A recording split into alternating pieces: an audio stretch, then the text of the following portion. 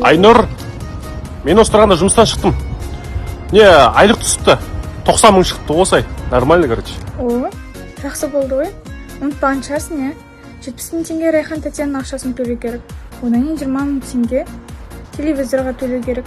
Өлі, Айнұр. Маған айлық түспеген екен ғой. Мына бір 90 мың досыңа тарат. Бірдеңе деген әсімес қона. Ырбыңдамай, үйге ақшаны әкеп таста.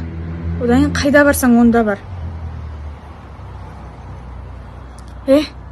Өтірік қатқама, осыдан үйге келсең жаныңды шығарам.